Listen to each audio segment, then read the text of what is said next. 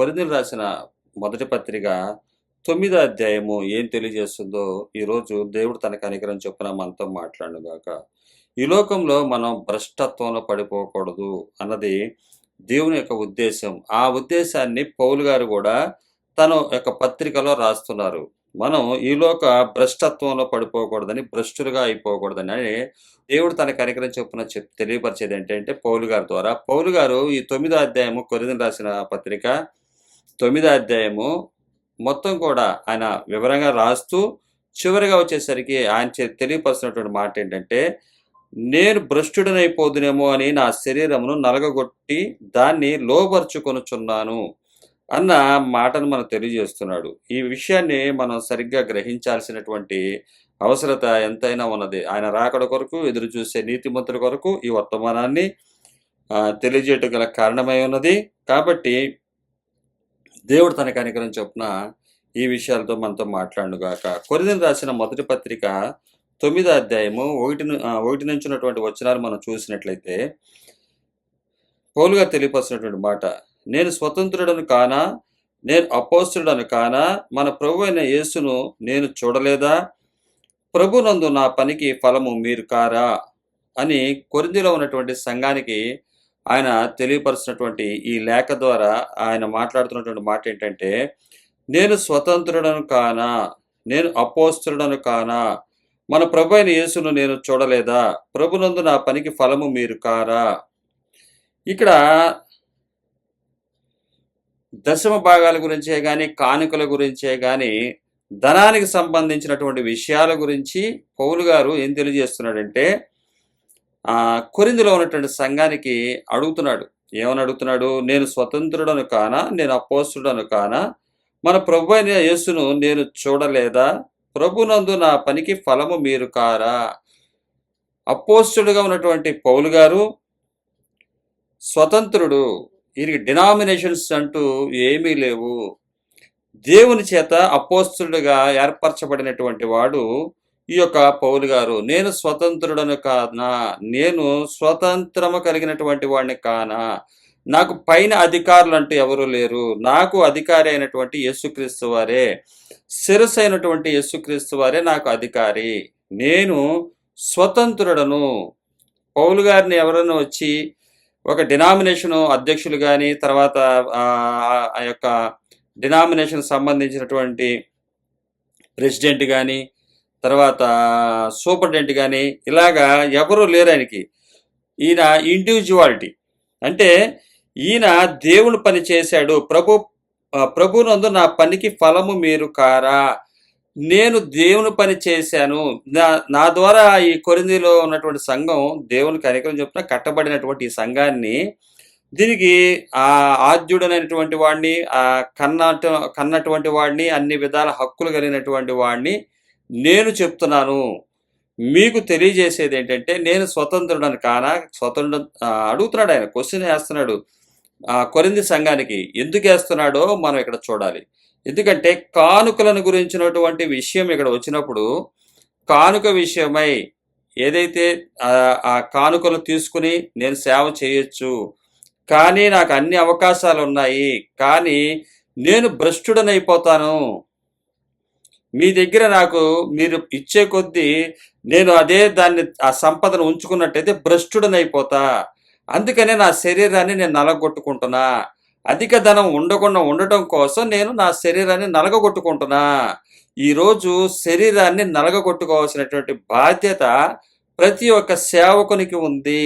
సత్య సువార్తను ప్రకటించే సేవకులందరూ కూడా బెత్తముతో తమ దేహాన్ని బాదుకుంటూ, అంటే కంట్రోలింగ్ చేసుకుంటూ, తమ జీవితంలో ఏ విధమైనటువంటి భ్రష్టత్వం రాకుండా చూసుకోవటానికి ఒక సేవకుడు, ఒక అపోస్తలుడు ఏ విధమైనటువంటి మాదిరి చూపించాడో ఈ 9వ అధ్యాయం మనకు తెలియజేస్తుంది. కొరింథీయులకు రాసిన మొదటి పత్రిక 9వ అధ్యాయము ఏం తెలియజేస్తుందంటే, భ్రష్టత్వంలో పడిపోకుండా ఉండటం కోసం. భ్రష్టత్వం అంటే ఈ లోక సంబంధించినటువంటి ఒక పూట కూటి కోసము, అలాగే ఈ లోక దురాశలు నెరవేర్చుకోవటం కోసం శరీర విషయం ఆలోచన కలిగి ఉండకూడదు.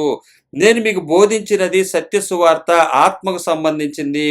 భ్రష్టత్వం అన్నది శరీరానికి సంబంధించింది. కాబట్టి నాకు అన్ని విధాల శరీరరీత్యా మిమ్మలను నేను సువార్త వల్ల కన్నాను. అయినప్పటికీ కూడా నేను స్వతంత్రుడనే, నేను అడిగి తీసుకోవచ్చు. నాకు అన్ని విధాల హక్కు అన్నీ ఉంది. బైబిల్ కూడా ఇచ్చింది. ఏంటది? కళ్ళెము త్రొక్కుచున్న ఎద్దు మూతికి చిక్కము పెట్టవద్దు అని మోషే ధర్మశాస్త్రంలో రాయబడి ఉంది. ఇది నేను వినియోగించుకోవచ్చు. అయినా ఒక మాట మిమ్మల్ని అడుగుతున్నాను, కొరింథీలో ఉన్నటువంటి సంగమా, మీరు గుర్తుపట్టండి. ఈ సువార్త నేనేదో డబ్బుల కోసం చేస్తున్నానేమో, నాకు ధనం కోసం చేస్తున్నానేమో అని మీరు అనుకుంటున్నట్టున్నారు. ఇది నేను నా సొంత ధనం నా శరీరాన్ని పోషించుకోవటానికి, ధనాన్ని సంపాదించుకుని ఆర్జించటానికి, భూమి మీద గ్రాండ్గా బ్రతకటానికి నేను చెయ్యట్లేదు అని ఈ కొరింథీలో ఉన్నటువంటి సంఘానికి తన యొక్క జీవితముల గురించి, తన ఈ యొక్క అబద్ధధనాన్ని గురించి ఆయన తెలియజేస్తూ చాలా వివరంగా రాస్తున్నాడు.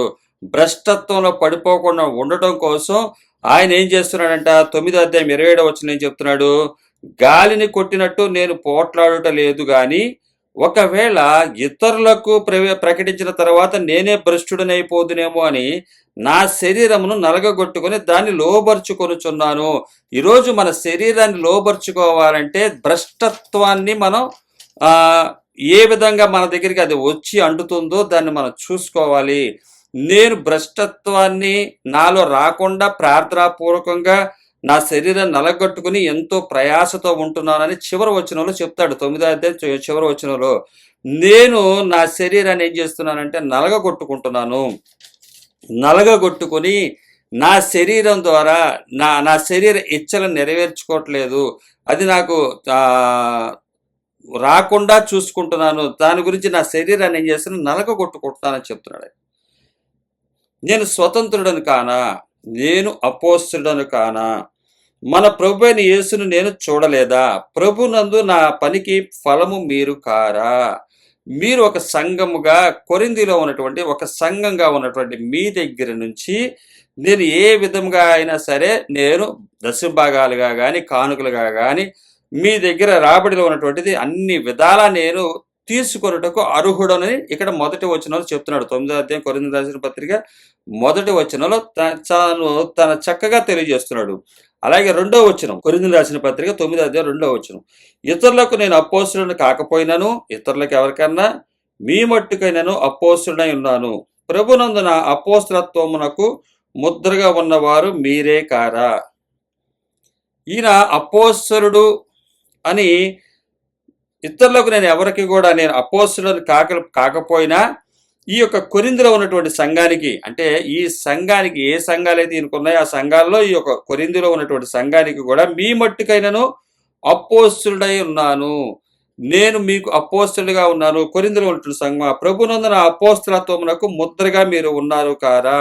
నా ఒక ముద్రగా అంటే ఇప్పుడు ఒక తండ్రికి కుమారుడు కుమార్తె ఇలా ఉన్నప్పుడు తండ్రికి ఏ విధమైనటువంటి తల్లిదండ్రులకి ముద్రగా, అంటే తల్లిదండ్రులు వీరికి పిల్లలు కలిగి ఉన్నవారు అంటే ముద్రగా ఎవరుంటారు? వారికి కలిగి ఉన్నటువంటి సంతానాన్ని బట్టి గుర్తిస్తారు. అలాగే నా అపోస్తలత్వానికి మీరు ముద్రగా ఉన్నారు, మీరు గుర్తింపుగా ఉన్నారు. నేను అపోస్తలుడని చెప్పడానికి, సంఘ కాపరని చెప్పడానికి, మిమ్మలను ఈ సువార్త సత్య మార్గంలో నడిపించడానికి నాకు మీరు ఎట్లా ఉన్నారంటే ముద్రగా ఉన్నారు. అంటే మీ మట్టికైన అపోస్తలుగా, ప్రభునందు అపోస్తలత్వమునకు ముద్రగా మీరే ఉన్నారు కారా? మీరు ఉన్నారు. మీ వల్ల ఇప్పుడు పలానా సంఘానికి వారి సంఘస్థులను సత్య మార్గం నడిపించింది ఎవరు అంటే అపోస్తలుడైనటువంటి పౌలు. కొరింథీలో ఉన్నటువంటి సంఘానికి కానీ ఈరోజు కూడా మనం మాట్లాడుతున్నాము. ఈరోజు కొరింథీ సంఘానికి పనిచేసింది ఎవరయ్యా అంటే అపోస్తలుడైనటువంటి పౌలు అని మనము కొరింథీలో ఉన్నటువంటి సంఘాన్ని బట్టి కూడా మనం ఐడెంటిఫై చేస్తున్నాము. ఒక ముద్రగా ఉన్నారు. నేను ఎవరిని? స్వతంత్రుడిని అంటున్నాడు ఆయన. నేను స్వతంత్రుడని, నా పనికి ఫలమైనటువంటి వారు మీరు. నేను అపోస్తలుగా ఉండటానికి ముద్రగా కూడా మీరు ఉన్నారు.